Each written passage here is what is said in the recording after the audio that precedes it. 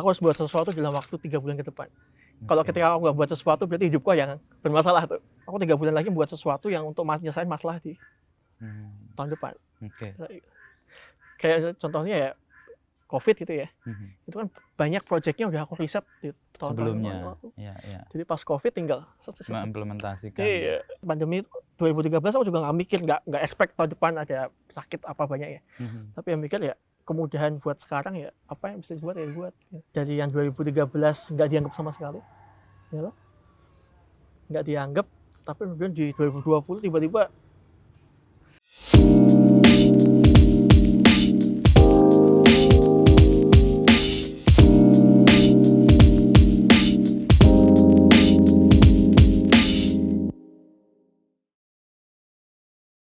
Atau menurutmu mental health itu isu yang sekarang muncul atau dulu Karena ada, COVID. dulu nggak peduli karena COVID? COVID itu kan transisi psikologis ya. Mhm. Anak-anak yang 3 tahun di rumah tiba-tiba digembleng sama dunia luar Yang Ya. realitanya sangat berbeda. dan realitanya nggak ngasih transisi. Oke. Jedak langsung. Realitanya nyamain sama sebelum COVID, Hmm. ya kan? Kejadiannya langsung gitu. Dosen-dosen gitu kan. Terganggu ya. Jadi kan harusnya kan kalau misalnya mereka masuk kelas lagi, Ada transisinya lah ya. harusnya grade-nya diturunin dong. Heeh.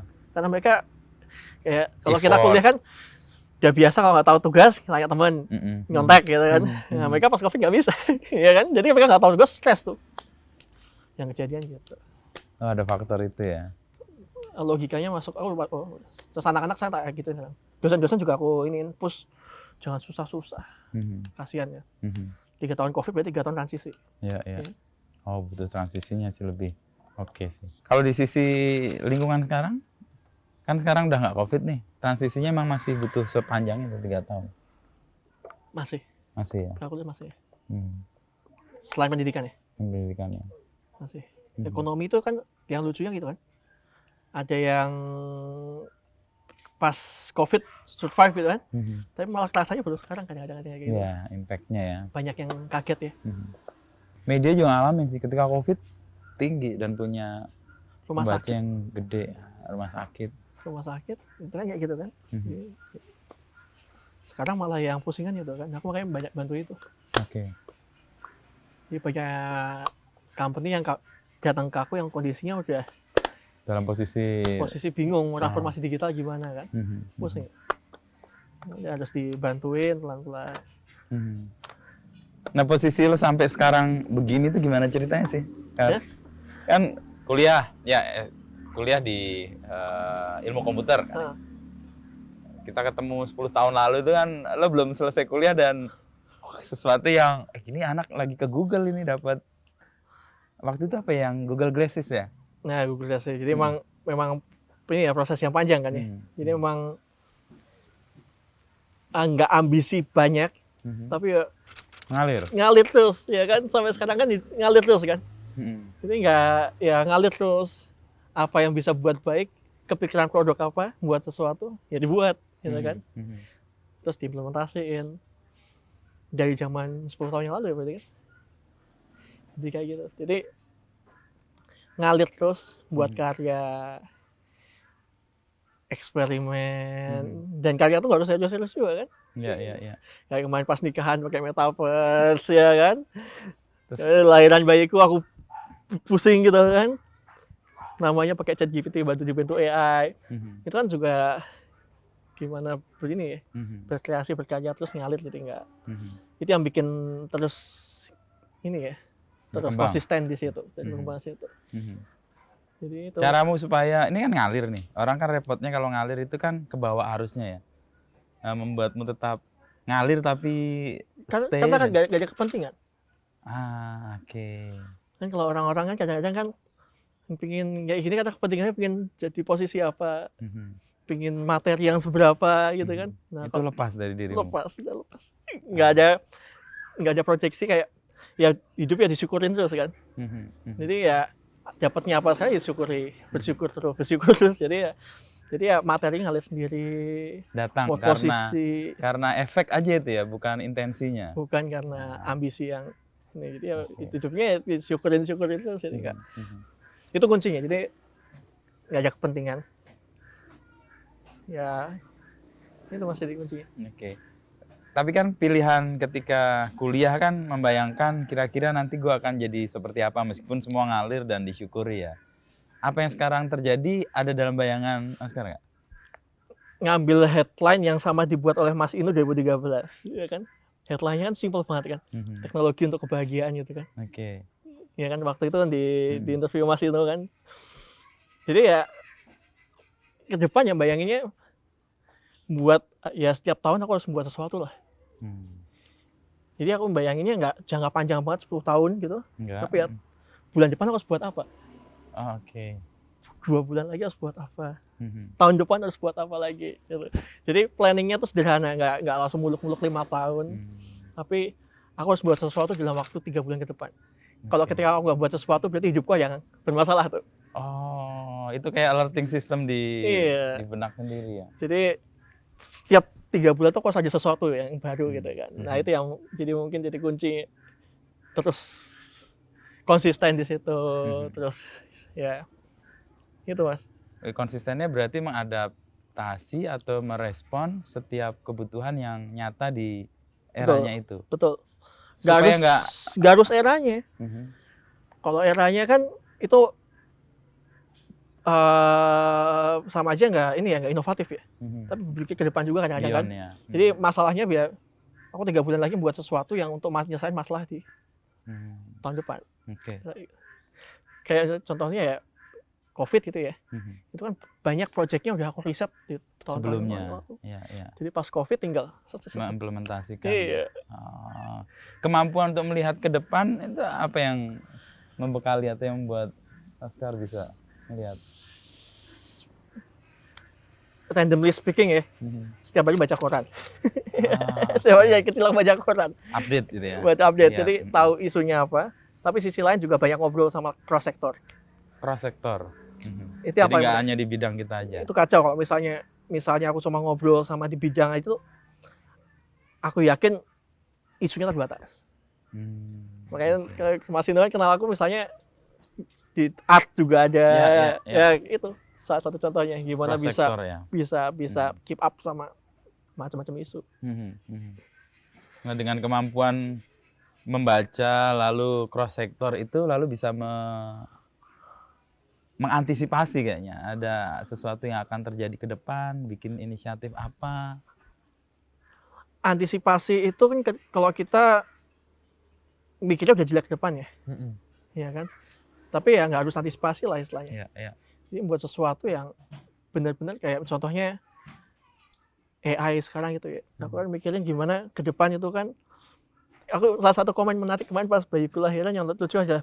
Orang zaman dulu butuh bertapa 30 hari buat nentuin nama. Debat sama keluarga besar untuk nentuin nama. Tapi sekarang dengan AI misalnya, tinggal masukin bapakku pingin apa, keluarga besar kita apa, terus masukin apa macam-macam, kemudian jadi satu. Itu kemudian bisa jadi nama misalnya seperti itu. Nah, jadi itu Mas. Jadi nggak harus mengantisipasi, tapi kita mikirin solusi-solusi atau mungkin ya untuk kemudahan-kemudahan ke depan lah seperti itu ya. Pandemi gitu ya, pandemi 2013 aku juga nggak mikir, nggak expect tahun depan ada sakit apa banyak ya. Tapi yang mikir ya kemudahan buat sekarang ya apa yang bisa dibuat ya dibuat. Oke. Itu hampir 7 tahun sebelumnya itu, 2013 kamu udah mikirin soal bagaimana itu layanan kesehatan. Nggak expect 8 tahun ya. 2013 berarti 2020 kan. 2020. Itu lumayan rame ya. Jadi yang 2013 nggak dianggap sama sekali, ya, nggak dianggap, tapi kemudian di 2020 tiba-tiba ramai banget. Ya sampai ketemu kemudian lo terlibat di Peduli Lindungi dan menggunakan apa yang udah lo lakukan itu ceritanya gimana? Jadi ini cerita yang belum banyak dieksplor di banyak tempat ya. Jadi waktu itu 2013 aku riset terkait dengan inovasi untuk wabah penyakit. Ya. Dan orang waktu itu nggak berpikir apapun. Wah, nggak berpikir apa-apa, malah cenderung diinjek-injek kan. Jadi orang-orang mikirnya ngapain mikirin penyakit. Tahun gitu kan yang hits e-commerce. Iya, betul. Kan? Terus kemudian ya udahlah anak riset, kemudian ngembangkan inovasi yang mengalir kan. Kalau model kan gitu. Ya. Buat satu, ya buat 3 bulan lagi buat apa lagi gitu kan. 2020 balik Indonesia nggak ada selang berapa bulan ya, sebulan Pandemi. pandemi Itu pulang lo berarti habis selesai Kolombia. Kolombia, S2 kelar, oke. Ambil apa? Manajemen teknologi. manajemen teknologi. Oke. Pulang nggak ada pandemi ya. Mhm. Kemudian selang berapa ya, 1-2 mingguan tiba-tiba ada yang call Mhm. untuk minta bantu di tim nasional. Oke. Sebelum tim nasional orang bisa recognize aku gara-gara aku aktivasi itu dulu. 2013 di Jogja oke. itu. Di Jogja. Kalau Ya. Jogja, kalau ini aktivasi, rame, terus tiba-tiba Itu sudah pandemi ditetapkan. atau minta Mhm. pandemi itu. Nah itu yang salah satu mungkin yang bikin agak unik, karena waktu awal pandemi kan orang masih berkutit di bidang kesehatan. Mhm. Mhm. Belum ada sama sekali gagasan di bidang teknologi ya. Teknologi ya, Ya kan? itu. Belum ada gagasan bidang Hmm. teknologi, tapi aku udah punya 2013 gitu. Hmm. Jadi tinggal tak hidupin lagi. Implementasikan. Viral, rame, sampai internasional juga kan. Mhm. Sampai di Afrika, di mana-mana. Karena mereka juga adopsi sama tenaga. Oke. Terus dapat telepon, terus waktu itu langsung dikirim ke Jakarta. Mhm. Pas dikirim ke Jakarta pun juga unik. Itu 2 minggu itu benar-benar lockdown, Mhm. nggak ada orang bisa ke sana kan? Ya. Ya, jadi ada penerbangan khusus, sepesawat cuma 5 orang, Oke. Itu awal-awal banget ya, itu ketat-ketatnya itu. awal-awal Mhm. banget 5 orang. Sampai bandara semuanya dikawal ketat banget, sampai masuk Jakartanya ketat banget. Kalau saya itu aku hari pertama penerbangan yang bisa ke Jakarta Dari Jogja. dari Jogja. Mhm. Jadi bandaranya chaos, Ya, nggak ya. tahu tuh Ada ini gimana penerbangan. prosedurnya. Jadi hari pertama penerbangan yang Boleh antar boleh kota. pesawat boleh terbang. Mhm. Gitu. Terus habis itu ya udah bantu di tim sana, tim COVID, Mhm. dan bantunya nggak tanggung-tanggung ya, end to end semua data macam-macam. Yang randomnya di karantina Oke. 3 bulan, Mhm. jadi 3 bulan 4 bulan di hotel supaya lebih ini ya, lebih fokus. Ya, ya. Ya udah tuh ngalir. Jadi kalau makanya aku bilang, wah di bidang kesehatan 2020, 2001, 2004. 4 tahun. Jadi Sebentar yang diimplementasikan secara spesifik apa dari yang lo bikin di Jogja itu lalu dipakai di Peduli Lindungi? jadi kan waktu itu kan ngembangin bagaimana mobile app yang bisa untuk wabah penyakit 2013. Mobile app untuk wabah penyakit 2013. Nah, dan kemudian di tingkat nasional itu juga ngembangin inisiatif yang serupa, Mhm. ngumpulin semua stakeholder kementerian, dan aku terlibat di tim yang di situ, Mhm. kasih kontribusi gimana arsitekturnya Oke.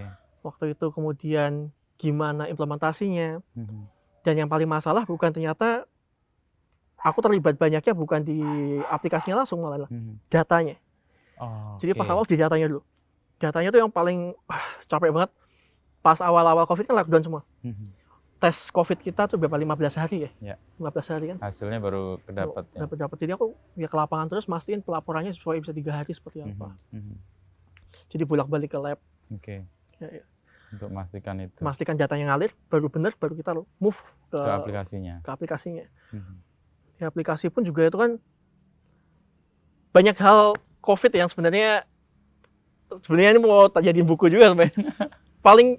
paling lucu juga adalah di belakang data COVID itu kan juga banyak hal-hal yang nggak masuk nalar gitu ya. Misalnya angka COVID gitu, provinsi, kota, kabupaten, nasional beda. Oke. Tugasku juga itu.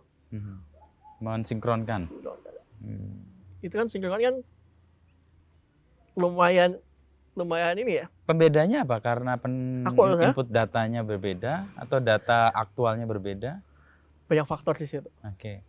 Banyak faktor, dan aku harus ngelobi satu kepala daerah buat ke situ. Jadi waktu semuanya lockdown, aku ke daerah macam-macam.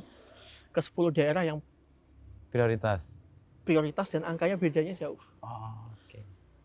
Sampai ya jalan ke sebuah Kalimantan, ke Sumatera. Itu beda data itu. Menjadi sama kemudian karena apa? Inputnya banyak faktor. Oke. Nggak semuanya bisa pakai logika. Tes kemudian bisa sinkron semua? Sistemnya disamakan, itu yang pertama. Sistemnya disamakan. Itu yang paling dari sisi rasionalnya. Sistemnya disamakan. Terus Itu yang sistem yang samakan itu yang paling fundamental. Mhm.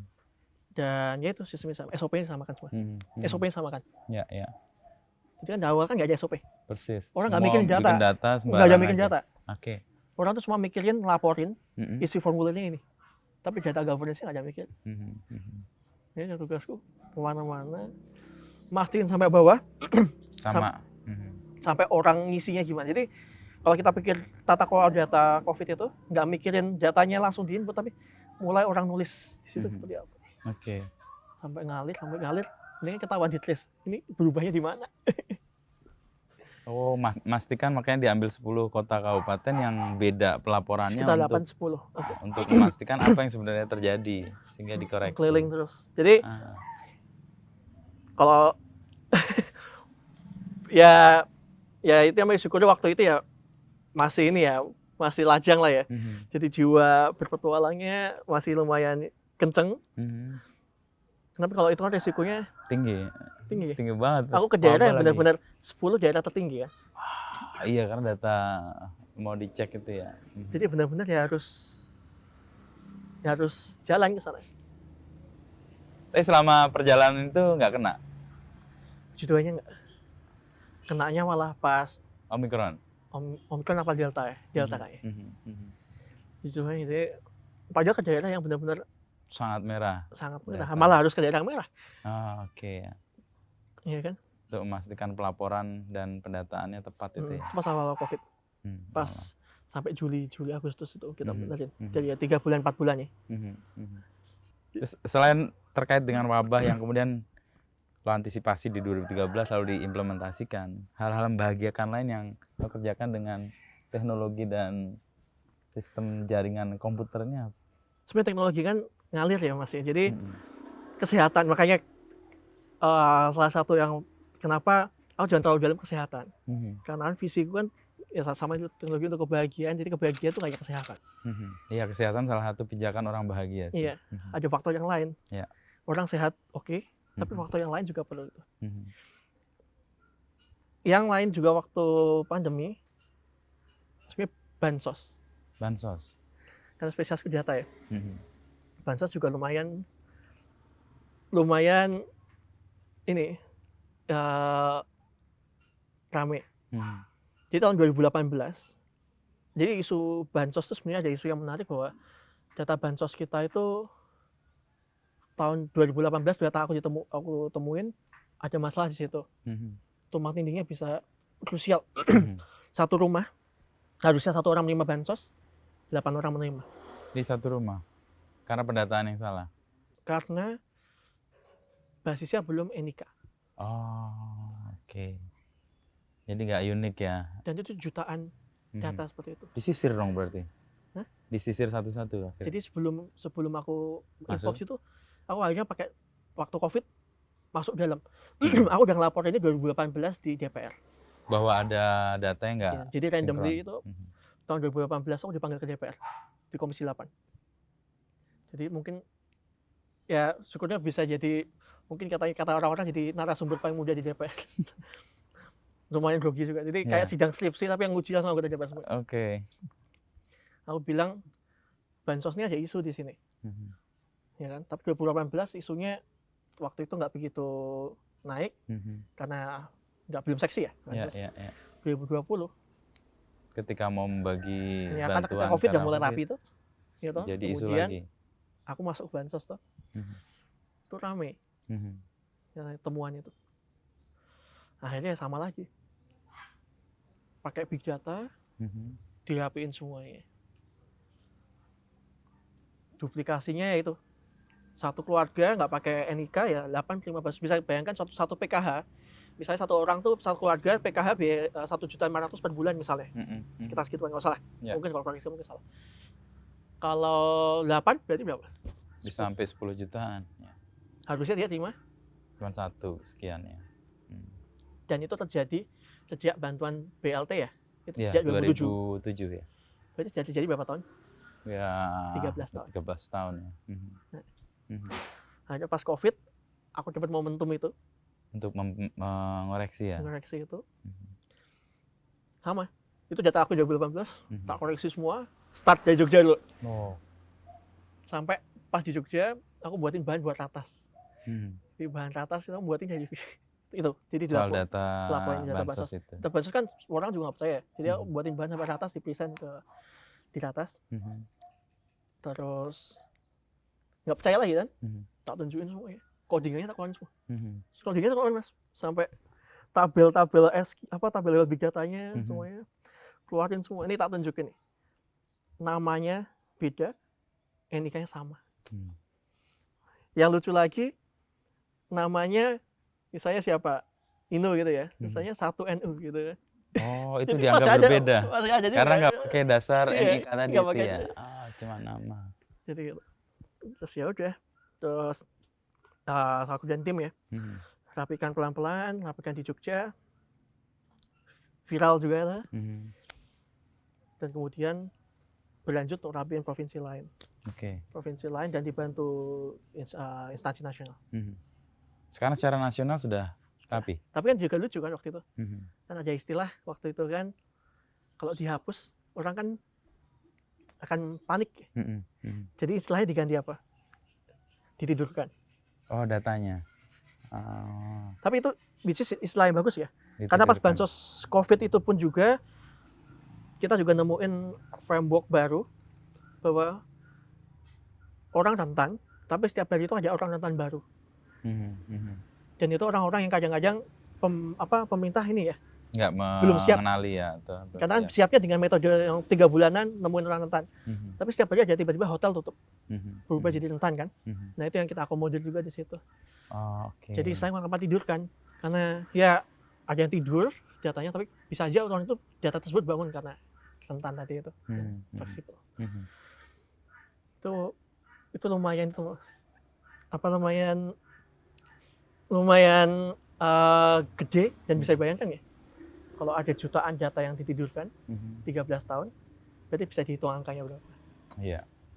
Berarti ada kepentingan-kepentingan yang dirugikan juga dong? Aku nggak bisa komen itu ya.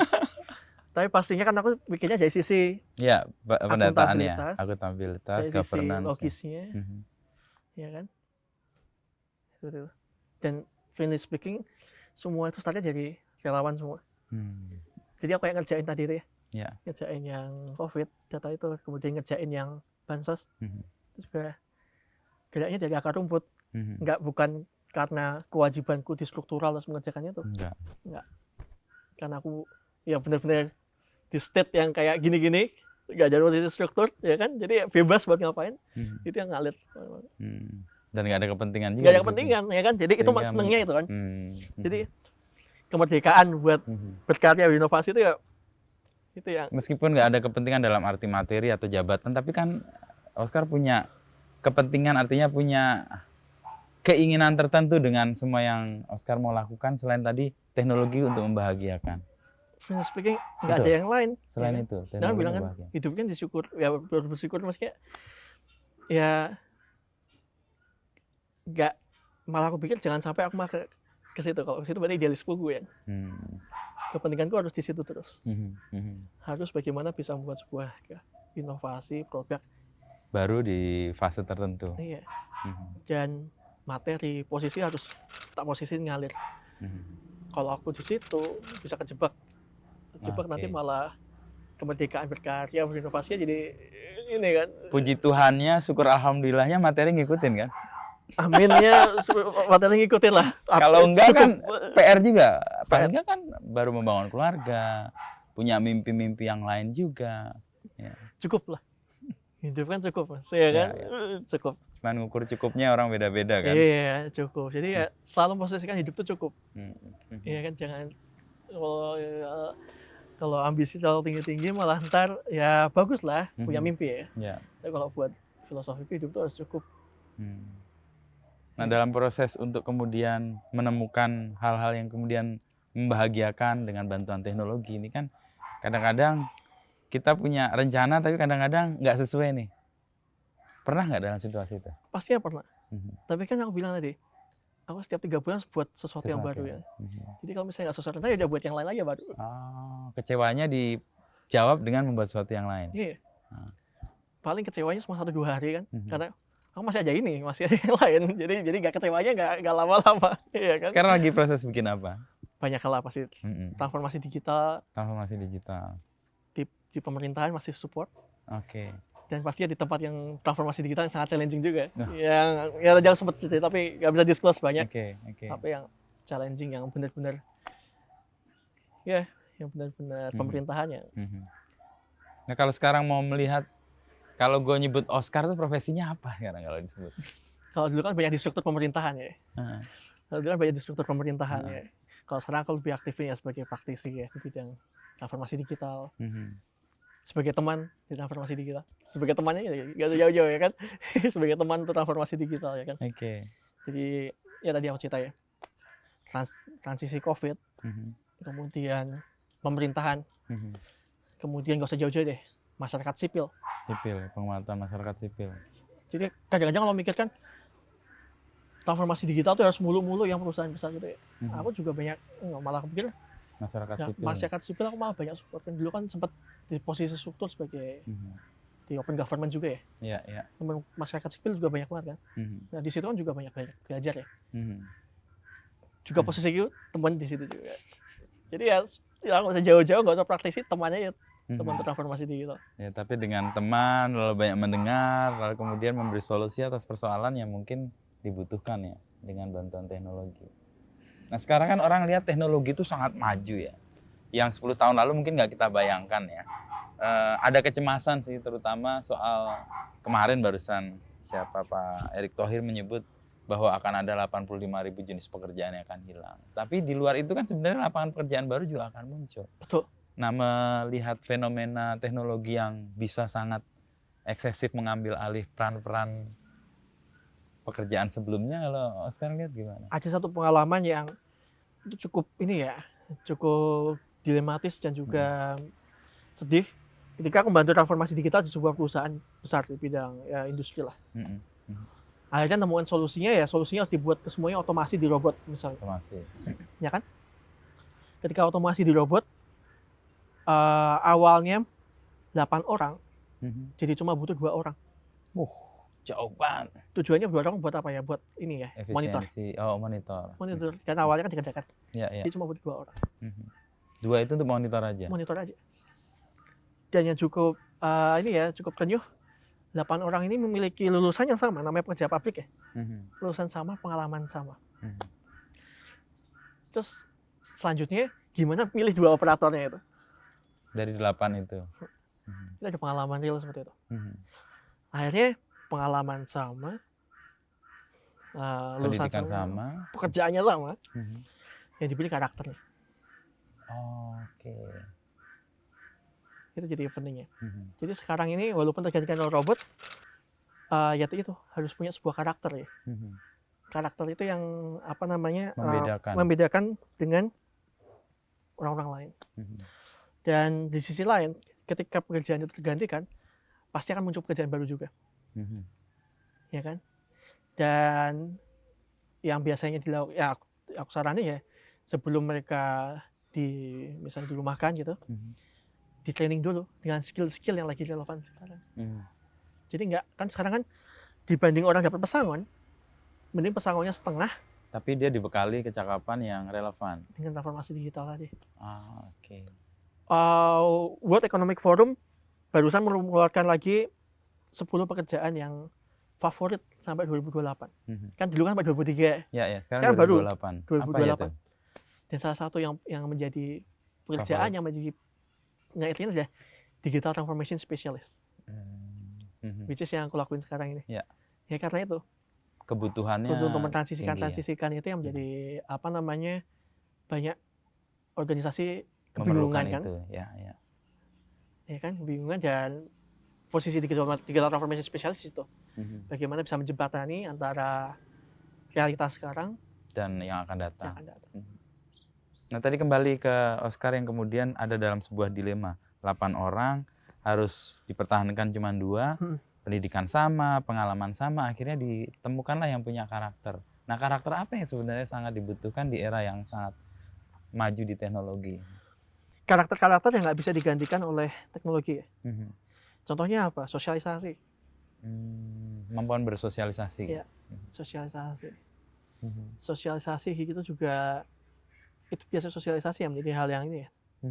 Kalau misalnya 8 pekerja yang dikenal bosnya 2, karena 2-nya itu biasa sering ngobrol sama bosnya, sering Mingle gitu mingle. ya. Oke. Oke, itu sosial. Kemampuan dia berkomunikasi juga tuh ya. Problem solving, Mhm. yang problem solving yang gimana nggak bisa digantikan oleh robot. Mesin atau robot ya. Iya. Jadi banyak skill-skill yang yang nggak bisa digantikan oleh robot, yang di situ yang menjadi penting. Nah, pendidikan bisa punya peran itu nggak? Karena kalau soal kemampuan teknis kan sebenarnya orang bisa di-train dalam waktu yang Punya. singkat. Punya. Makanya aku selalu menekankan juga, kebetulan aku juga aktif di kampus kan ya, sebagai ketua alumni. Ketua alumni MIPA lagi, termuda. Waduh. Ini juga ya ini ngalir juga nih. Ngalir juga itu. Iya kan, ngalir kan, jadi ngalir. Nggak ada rencana, nggak ada impian ke situ, tiba-tiba ditugaskan itu. Jadi itu yang aku selalu challenge ke teman-teman mahasiswa juga ya, dan juga dosen ya. Kalau teman-teman cuma kuliah ngincer IPK, mending nggak usah kuliah. Nggak ada gunanya juga. In reality aku interview kerja orang nggak tanya juga IPK-nya berapa. Ya. Jujur, di CV nggak pernah lihat IPK. Aku sampai sekarang tahu orang-orang top nggak pernah lihat IPK-nya berapa. Oke. Ya kan? Apa yang dilihat, apa pengalamannya dia. Dia pernah ikut conference di project apa, macam-macam. Itu yang bikin dia nilai lambat. Itu aku bilang ke teman-teman juga. Ya. Jadi ya itu kuncinya ya. Kalau sekarang kalau misalnya cuma mikirin akademis, pendidikan, nilai itu. Ya contohnya, aku bersyukur juga waktu di UGM ya terpilih sebagai mahasiswa berprestasi juga waktu itu. Tapi nggak kumlot juga nilai. Teman-temanku juga pada bingung loh. Kok iso nggak kumlot tapi berprestasi. Ya aku juga bingung juga waktu itu ya. Puji Tuhannya udah mulai terbuka buat seleksi, bukannya nilai dari akademisnya aja, tapi dari pengalamannya. Jadi itu mungkin jadi kunci ya buat teman-teman muda ya. Saran Oscar buat anak-anak sekarang muda yang ini dalam posisi anak-anak pada bingung sebenarnya. Aku kan ngajar juga. Ya. Mereka ngerasa kayak jurusan gue keliru atau kecakapan yang gue miliki sekarang kayaknya nggak akan relevan 5 tahun ke depan. Terus apa yang harus mereka lakukan sekarang? Aku sebelum jauh ke situ, risetku yang di Kolombia kemarin sempat ramai juga, sempat diliput di beberapa media juga. Risetmu waktu bikin Vocatines namanya. Salah satu risetku itu juga untuk menjawab kegelisahan serupa. Banyak anak-anak yang kuliah kemudian bingung kenapa nggak relevan.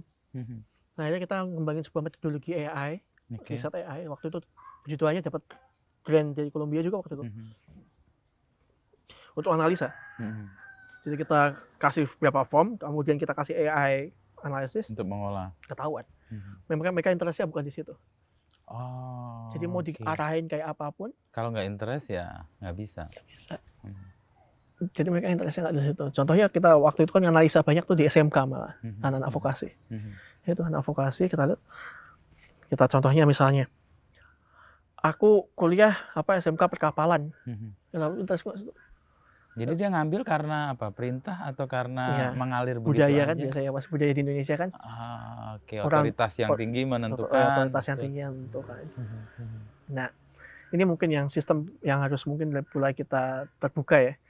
Jadi interest anak itu di mana? Harus ditemukan. Dan temukannya pun kadang-kadang ini peran teknologi. Kadang-kadang temukan pun nggak bisa semudah. Ya dapat wangsit atau kapasitas, apa gitu. Ya kadang-kadang ini makanya kebetulan risetku tuh masih harusnya dikembangkan lagi lebih jauh, yang bisa dibuat open jadi anak-anak bisa menemukan interestnya di situ mudah. Tinggal submit aja. Lalu kemudian AI itu akan membantu menemukan interestmu pada bidang apa. Jadi dan itu harapannya malah sebelum masuk ke jenjang kuliah. Dia pilihannya menjadi lebih awal ya. Awal. Jadi peningkatan kapasitasnya juga lebih awal. Kalau misalnya sudah telanjur di situ nggak apa-apa juga. Jadi pas tengah-tengah dia harus mulai nemuin interestnya di mana. Kan beda ya.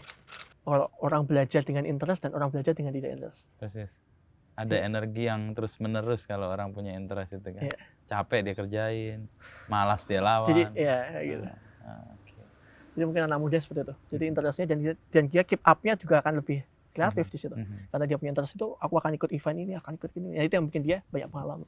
Oh, oke. Makanya IP itu nggak melulu jadi acuan kalau kita ngelihat seseorang ini punya kapasitas atau kemampuan, tapi lebih kemampuan dia berorganisasi, Ya jujur, sosialisasi. IPK tuh aku masih sekarang aku paham ya konsep IPK itu bagus. Tapi at the end di CV nggak pernah masuk IPK. Dan nggak jarang itu buat filter administrasi ya, Ya, tapi nggak jarang biasanya. filter administrasi kan. Setelah itu orang lihat sisi yang lain sih. Iya, tapi at the end pun kan ya IPK kan ya setiap kampus standarnya beda-beda. Jadi kalau mau jadiin filter pun jadi aku kira belum ya kayak tadi data input tadi iya, kan bisa beda-beda nggak bisa masuk. sini keluar IP 3,5 dengan Di mudah. sana bisa 2,7 cuman. Okay. Dan sekarang pun aku yakin di sistem rekrutmen sekarang nggak akan belum bisa mengidentifikasi sampai kampusnya sampai segitu. Jadi let's put experience ya the first thing lah, the priority. Nah, untuk yang tadi anak SMA oke lah, dia bisa mendapatkan pemahaman minatnya sebelum dia mengambil keputusan di kampus. Tapi kalau untuk yang udah kuliah, dia udah dalam tanda petik terjebak di kampus itu, di jurusan itu, tapi ternyata interestnya beda nih. Saran Oscar apa untuk anak-anak ini? Jadi gini, salah satu experience-ku juga ya. Jadi pas di kampus pun ya, walaupun jurusan kita di situ, tapi usahain untuk explore semua.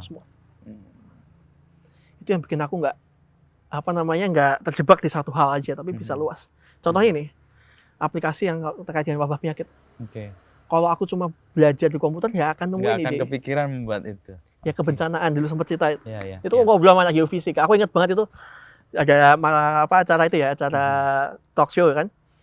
Kemudian aku ngobrol di warung kopi, terus udah jadilah ide.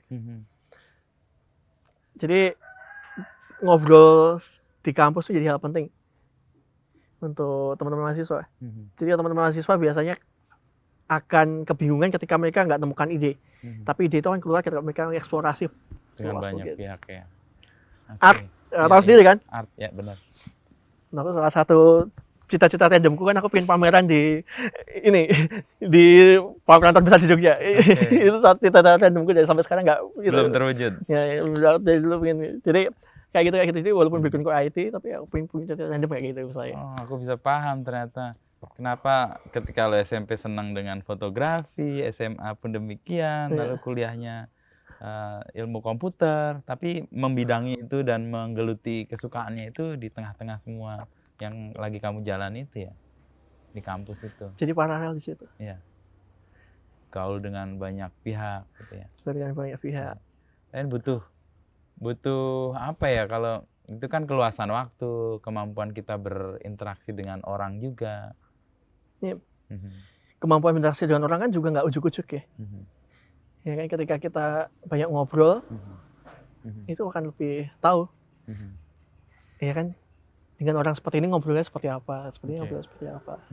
Dan itu kan nggak bisa dipelajari di kampus. Ya.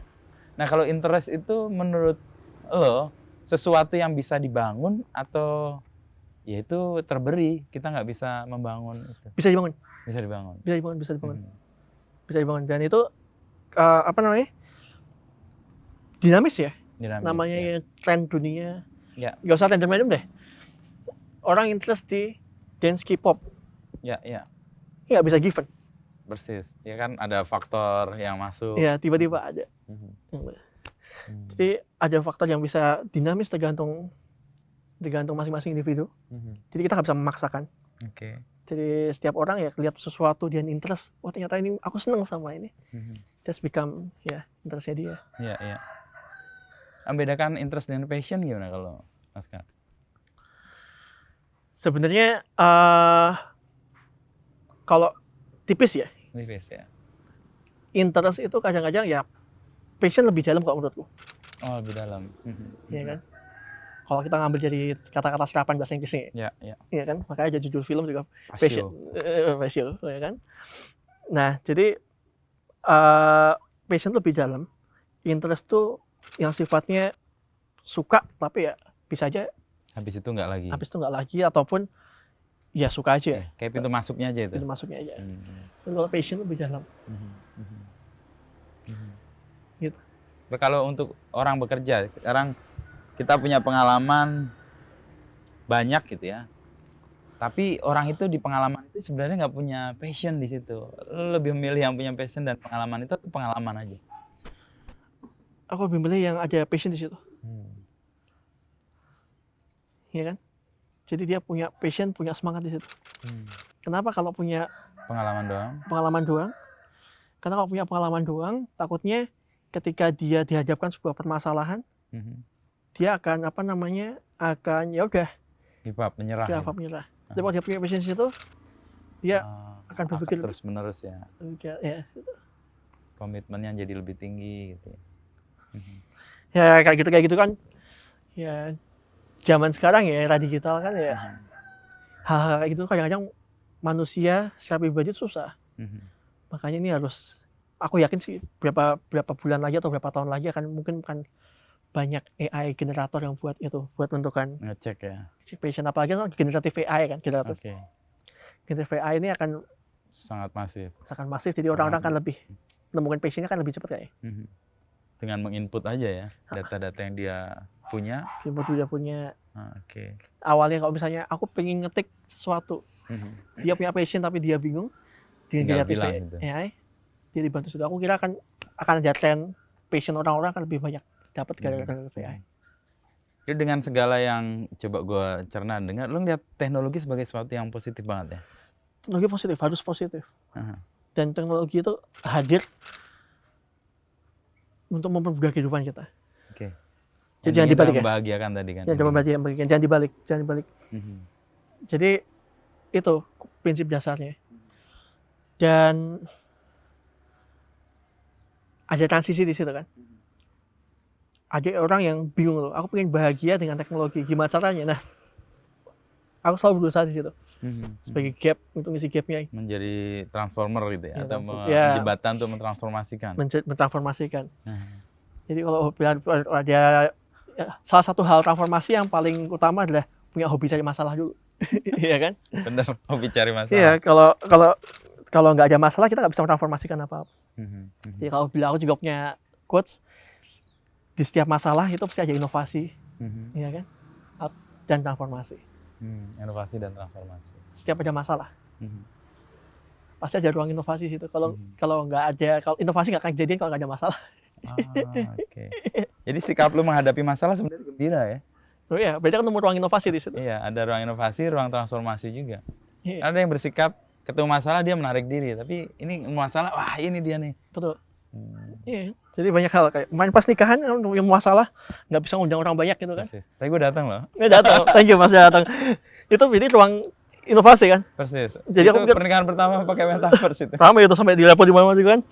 Itu kan ruang inovasi kan. Oke. Karena ada masalah. Ada masalah. Karena protokol kesehatan nggak bisa ngundang banyak. Aku pengen ngundang rame. Saudara juga nggak bisa datang.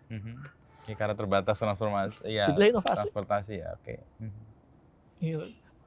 Pas wabah penyakit itu juga 2013 juga karena masalah kan. Aku ketua KKN ada nemu anggotaku sakit malaria.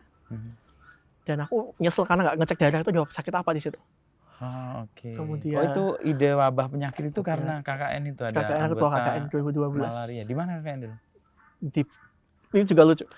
Di daerah yang sekarang lagi konflik. Di mana? Kepulauan Riau. Oh, itu ya pulau apa kemarin tuh yang untuk investasi itu. Rempang. Aku milih daerah itu karena aku tahu situ ada masalah. Oke. Jadi karena masalah itu ya. Jadi akses kesejahteraan sana tuh susah. Sangat minim. Makanya kita harus datang ke situ kan. Kalau mungkin kakaknya yang slow kan bisa milih datang ke ini ya. Daerah Jakal atas ya, atau ya kan itu bisa. Tapi pilih ini ada satu daerah yang menarik nih, ya kan? Ada permasalahan di situ, permasalahannya lumayan kompleks dan nggak semua orang paham. Kesejahteraan sosial di sana terganggu, karena bertahun-tahun kan, itu kan dibangunnya sejak zaman Habibie lama. Salah satunya listrik cuma 6 jam. Pesanan listrik cuma 6 jam, jam 6 sampai jam 12 malam. Oke. Habis itu blackout. Jadi cuma sampai jam 6 sampai jam 12 malam. Kesana aksesnya susah.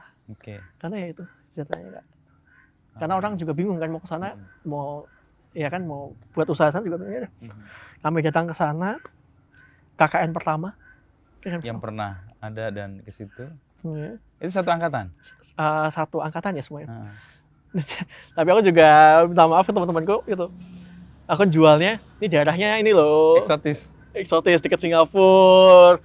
Frankly speaking ya, kita datang ke lokasi itu dulu lewatnya Singapura. Karena lebih murah. Iya, dan lebih mudah juga. Lebih murah. Jadi murah. bayangin aja kan, tiket ke situ kan harus lewat Batam ya. Ya kan? Terus habis itu nyebrang pulau. Zaman itu kan zaman promo Jogja Singapura lebih murah. Ya. jadi KKN-nya terbang ke Singapura dan Singapura ke situ. Singapura baru kita naik kapal ke situ. Sewa ke situ. Sewa kapal kecil, kapal biasa. Pas sampai situ pada apaan listrik 6 jam. Jadi malam dapat cahayanya jadi cahaya Singapura. Di Rempang. Melihat dulu itu sebagai masalah, gimana ceritanya? Dapat itu ide Rempang sebagai sebuah titik di mana ada permasalahan dan di situ ada kesempatan inovasi dan transformasi kan? Itu kan? Ya itu ya, aku lihat banyak faktornya kan. Faktor perbatasan. Kemudian faktor ekonomi. Itu faktor perbatasan ya, menjadi perbatasan ekonomi dan potensi. Potensinya situ aja, salah satunya ada potensi coral blue. Blue coral, aku sampai aja tahu ilmu kayak gitu kan. Blue coral warna biru gitu kan. Iya. Itu jadi banyak isu dan potensi itu yang belum digali. Okay. Dan lagi challenging-nya juga cariin daerah belum pernah ada KKN di situ. Dan KKN pun juga mengenalkan aku pada banyak hal baru ya. Di Indonesia juga. Masuk pemerintahan banyak hal di situ. Jadi ketua KKN dulu. Ketua KKN. Menjerumuskan angkatan berarti. Menjerumuskan aku ya, minta maaf teman-teman yang awalnya ekspektasi wah sebelahnya Singapura. Kita temuannya 6 jam listriknya. Tapi temuannya itu kan kemudian menjadi inspirasi untuk bikin aplikasi wabah itu. Aplikasi wabah dan yang paling fundamental menjadi inspirasi untuk akhirnya banyak investasi ke situ. Investasi. Yang sekarang jadi lumayan ramai. Tempat itu dulu nggak kenal. Nggak dikenal, nggak diketahui. Akhirnya KKN itu kan pertama, berlanjut 3 tahun. Oh ada berikutnya lagi? Kan ya, itu KKN yang indikator KKN yang ya sustainable kayak gitu. Ada lanjutannya? Berlanjut 3 tahun dan jadi dikenal. Oke. Dan jadi ramai. Jadi... jadi aku pas baca, aduh, ya tapi ya gimana lagi, aku dulu kan tujuannya buat dorong investasi ke situ ya. Ternyata sekarang justru masuk bener kan? Masuk bener dan ada persoalan. Nah, tapi ya apa-apa juga. Ya, yang penting investasi udah masuk ke situ ya, daripada warga di situ hidupnya seperti itu terus. Ya. Jadi dengan sikap yang terbuka untuk sebuah persoalan dan menghadapi persoalan sebagai kesempatan untuk berinovasi, bertransformasi, seru juga ya lihat persoalan jadinya. Iya seru, dan itu kan ngalir kan. Coba aku nggak punya pengalaman itu waktu KKN dulu, mungkin nggak bisa ngadepin orang-orang seperti sekarang ya. Kan? Jadi ngalir terus kayak itu. Setelah lo lulus kuliah, gue nggak bayangin lo kayak nggak pernah bikin CV untuk ngelamar pekerjaan deh. Iya kan? Ya, nggak pernah. Puji Tuhannya mengalir hidupnya mas. Oke. Jadi selalu dicari orang kan? Ya ya itu ya bersyukurnya masih seperti itu. Aku pernah bikin CV nggak untuk ngelamar pekerjaan? Bersyukurnya ya aku udah nggak mau dianggap congkak ya, tapi ya bersyukurnya ya masalah itu pasti ada di mana-mana. Selama ada masalah ya pasti ada peluang untuk kolaborasi di situ. Gitu. Dan aku selalu buat prinsipnya bantu nyelesain masalah ya cukup, maksudnya nggak nembak yang ya filosofi Jogja banget lah ya kan, nggak usah nembak tinggi banget ya kan. Nembak tinggi banget buat apa juga. Karena kalau mau di Jogja pun nggak bisa lebih tinggi dibanding tempat di tengah. Ya kan, ya di tengah kan, ya kan, jadi kan filosofi Jogjanya di situ kan. Ya, kita mau setinggi apapun pasti ada lebih tinggi di tengah ya kan, kantornya ya kan. Jadi tengah nggak udah tahu kan maksudnya. Itu gue ya kan? Garis imajiner itu, tengah itu. Jadi filosofinya gitu ya, nggak usah nembak tinggi banget ya, cukup. Itu jadi filosofi yang mungkin jadi buat jadi sahabat, buat berteman, buat transformasi ini ini ya nyaman. Karena aku yang posisiin teman dan ya cukup lah. Ya. Kembali ke peran pendidikan, ini kan soal yang hangat dan banyak orang kemudian kayak gua nih, udah dewasa mau kuliah kan berpikir untuk sekolah anak-anak tuh kita cari sekolah yang macam apa ya? sebagai Mm. pijakan. Kalau tadi kan ngomong soal karakter dan sebagainya. Nah, untuk ke depan itu, atau kan pengalaman lu udah agak panjang nih ya untuk melihat dan membaca ya apa yang sebenarnya sekarang dibutuhkan dan next gitu ya. Pendidikan sekarang peran yang paling penting dan krusial itu apa? Kalau aku lihat ya, kita harus lihat pendidikan itu kontekstual kan, maksudnya Kontekstual. setiap waktu kan berbeda. Tantangan juga beda. Tantangannya semangat beda. zamannya beda. Ya. Iya, jadi aku nggak bisa bilang untuk solusi pendidikan 10 tahun lagi, aku nggak mungkin bisa prediksi sekarang. Karena mungkin masalahnya berbeda. Oke. Tapi kalau masalah sekarang aku lihat ada dua hal ya. Mhm. Yaitu tantangan terkait dengan transisi pandemi. Mhm. Yang kedua adalah terkait dengan keberadaan AI. AI. Kedua itu ya. Mm. Transisi pandemi apa yang kamu cemaskan? Ya, salah satu halnya terkait dengan kesehatan mental teman-teman muda ya. Oke. Nah, itu Aku jadi isu yang barusan sangat tinggi. barusan riset minggu lalu, ya kayak randomly riset. Mhm. Kita Jadi yang lihat masalah lalu iya, bikin riset. kita punya visi yang besar Indonesia Emas Mas 2045. Oke. Ya kan? Hmm. Itu ada masalah besar di situ. Masalah besarnya apa? Semua orang sibuk 2045 nyiapin apa? Infrastruktur, Oke. ekonomi. Mhm. Tapi ada satu yang kelupaan, nyiapin kesehatan mental anak-anak muda ini dilupakan. Pada 2045 mereka yang akan mimpin. Akan menjadi pemegang kendalinya ya. Oke. Itu yang kelupaan. Kita sibuk mikirin roadmap. Kita sibuk mikirin ekonomi, infrastruktur 2045. Tapi 2045 yang mimpin sekarang lagi Bermasalah dengan kesehatan mentalnya. harusnya itu kita selesaiin dulu. Kalau kita berekspek 2045 kita dapat generasi emas. Nah, itu yang sempat dibahas di Kompas juga. Aku itu gara-gara baca Kompas waktu itu. Oke. Ada isu itu. Kesehatan mental. Itu 2045 dan kesehatan mental. Nah, itu mungkin yang menjadi isu sekarang, dan aku lihat lebih dalam lagi kenapa banyak sekarang, dan itu nggak hanya terjadi di Indonesia. Karena ada transisi pandemi ini yang terjadi. Menjadi salah satu penyebab atau pemicunya. Iya. Transisi pandemi di mana kan teman-teman ya, itu kan terbiasa 3 tahun dengan kuliah secara online atau belajar online. Dinamikanya beda banget. Beda. Ya kan, Mas Ino tahu ya, anaknya pas belajar, iya kan? Ya, kalau di sekolah, kalau misalnya kita pas offline kan nggak tahu, tanya teman. Ya toh, nggak tahu lempar-lemparan kertas, nyontek. Nggak ada lempar kertas. Ya kan, gitu. Nah, kalau pas online kan nggak bisa. Kayak gitu kan. Jadi ya nggak tahu cara interaksi dengan temannya seperti apa. Masuk kembali ke kuliah offline, bingung untuk interaksinya. Di sisi lain, gurunya, dosennya menetapkan standar yang sama. Karena dia udah punya pengalaman sebelumnya kan. Nggak usah jauh-jauh deh. Yakin hampir 90% dosen soal ujian UTS sama UASnya sama setiap tahun biasanya. Iya, masih mungkin ya, dibahas dikit lah. Dibahas dikit kan. Iya kan. Nggak melihat grade pemahaman yang pemahaman mahasiswanya. Nah, itu mungkin yang sering kita lupaan. Jadi harusnya grade-nya diturunin karena ada masa transisinya. Dan juga interaksinya. Jadi transisi yang selamanya sebelumnya tugasnya misalnya banyak individual, harusnya lebih banyak ke bersama untuk mencatat. Dan transisi itu pun nggak bisa setahunan. Itu hitungan kasar. Kita 3 tahun pandemi ya, transisi 3 tahun. Kasar ya. Aku nggak punya logika buat itu. Tapi untuk hitungan kasarnya 3 tahun. Itu yang mungkin isu yang pertama. Pertama ya, soal kesehatan mental. Yang kedua tadi soal AI. Artificial Intelligence. AI ini kurikulum kita belum adaptif untuk AI ini. Kenapa belum adaptif? Aku yakin anak-anak muda sekarang hampir 70% ngerjain tugasnya dibantu AI. Ya, bahkan saya mempersilahkan sih. Ya kan? Untuk membuat esai, please gunakan teknologi untuk memperkaya risetmu, tapi analisisnya adalah analisismu. Ya, gitu. 70% pasti pakai AI. Ya. Isunya apa? Belum ada skill set gimana mereka menggunakannya dan mengimprove hasil AI itu. Itu belum, jujur aku juga belum nemu gimana ya cara kurikulum untuk adaptif di situ ya. Ya. Karena contohnya misalnya apa? Kita tanya misalnya bagaimana bisa menciptakan Indonesia ramah lingkungan, gitu kan? Kok tugasnya itu? Jawabannya satu Indonesia kan sama, ya kan? Nggak kebayang kan tugas kuliah satu Indonesia jawabannya sama semua. Sama, ya kan? Nggak kebayang, dan dosen pun dia akan nerima mentah-mentah. Nah, jawabannya nggak benar. Mhm. Salah nggak jawabannya itu? Ya enggak, karena ada jawaban dari mesinnya itu kan? Salah nggak? Enggak kan? Enggak. Nah itu Mhm. isunya di situ. Mhm. Harusnya udah mulai kita berani bahwa jawaban tersebut salah. Mhm. Kenapa?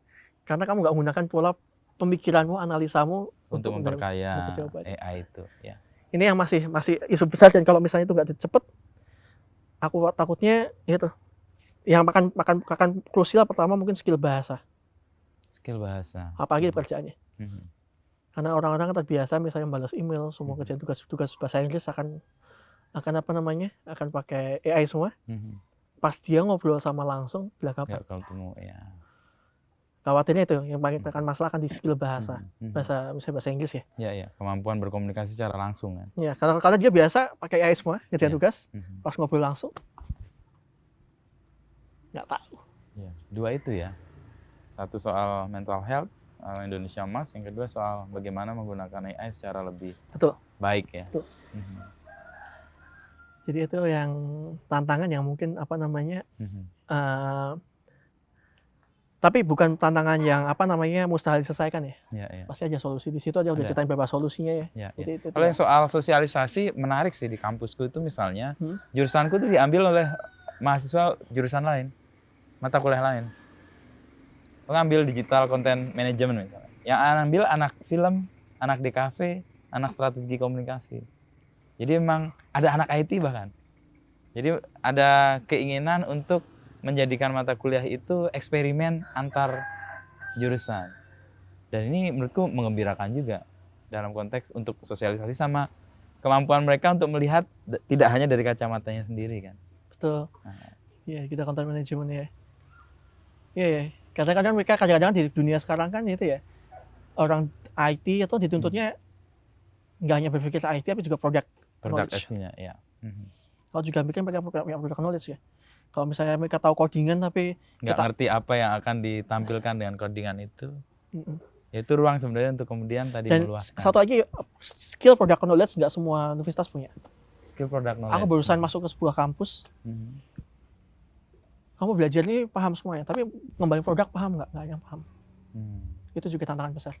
Karena dia spesifik di bidangnya aja. Dan itu yang lebih riskan untuk kita compete dengan global industri ya, karena product knowledge-nya nggak begitu ada di kurikulum. Ya, ya. Dan di luar kan kayaknya makin kolaboratif ya, makin crossing antar jurusan itu hal yang umum ya. Dan product knowledge-nya kuat. Jadi mereka tahu setelah belajar ini aku bisa ngembangin produk apa. Oke. Itulah muncullah banyak inovasi ya. Tapi kalau misalnya tahu tapi nggak tahu ngembangin produk apa, maka nggak akan ada inovasi. Ya. Ya kayak textbook aja jadinya. Betul. Ya. Ke depan lo bayangin apa? Kan tiap 3 bulan kan punya kegelisahan, punya masalah yang dilihat dengan membaca tadi, dengan berkomunikasi dengan banyak orang, menjadi teman dengan banyak orang. Lalu muncul A, muncul B, muncul D. Ke depan ya, transformasi digital yang mulai dari nol. Transformasi digital yang mulai dari nol. Ini yang sedang di pikiranku sekarang. Berat ya filosofi. Kalau kesan transformasi digital kan, ini mungkin istilahnya bukan transformasi digital ya, benar-benar ya membangun digital mulai dari nol. Filosofi yang dalam, dan itu tantangannya besar ya. Karena kita ibaratnya buat semua dari nol. Itu yang sekarang lagi dilakukan, dan itu yang tantangan besar, dan nggak apa-apa, tapi ya itu malah jadi ruang yang challenge yang begitu besar, karena no one expect apa yang akan terjadi buat dari nol semuanya. Dan itu jadi masa depan Indonesia. Kenapa harus mulai dari nol? Apa yang sudah dilakukan sekarang ini salah? Karena itu prosesnya harus dimulai dari nol. Oke. Berarti agak mundur sedikit dong? Nggak mundur lagi. Nggak mundur. Kan beberapa kan sudah melakukan transformasi digital sebenarnya. Enggak, ini proses dari nol. Dari nol. Ini aku lagi mencoba challenge sih. Mulai dari nol. Pemerintahan ya. Pemerintahan kan udah nyebut-nyebut bahwa mereka sudah melakukan transformasi. Tapi ada yang lagi mulai dari nol.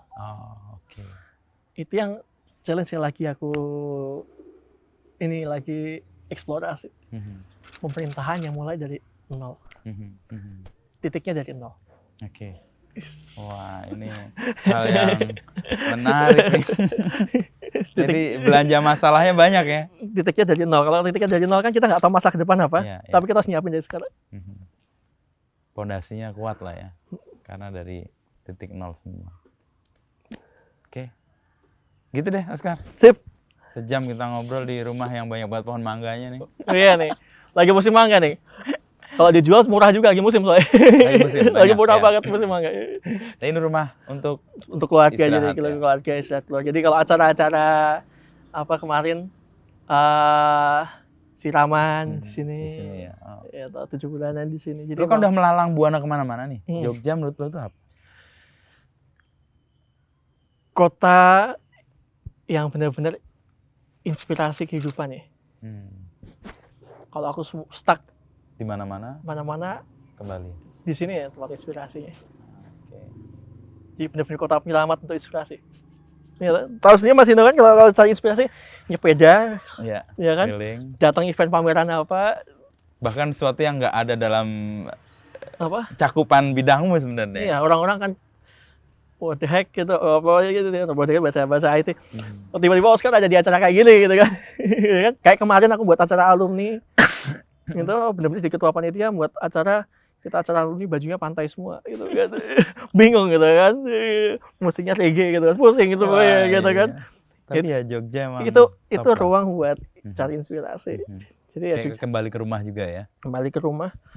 Ya rumah pastinya rumah tuh bisa di mana aja ya. Plus keluarga itu ada rumah kan. Iya. Tapi sebagai inspirasi ini Kota ini ya. kota ini semuanya mulai dari sini inspirasinya. Persis ya. Sekolah semua di sini juga. Dan ini angkatan pertamanya dia yang akan aku wawancara nih, yang besok pulang, Sunu. Lusa Regas, satu angkatan, satu geng nih anak-anak. Dulu ya bersama bertiga ya. Kerjaannya kami ya ini juga satu grup. Oke. Mereka sering main ke rumahku yang satunya itu. Oke. Ini tuh satu grup kalau malam kita kongko kadang-kadang gambar-gambar cantik lah. Gambar-gambar Oke, cantik. gambar juga ya.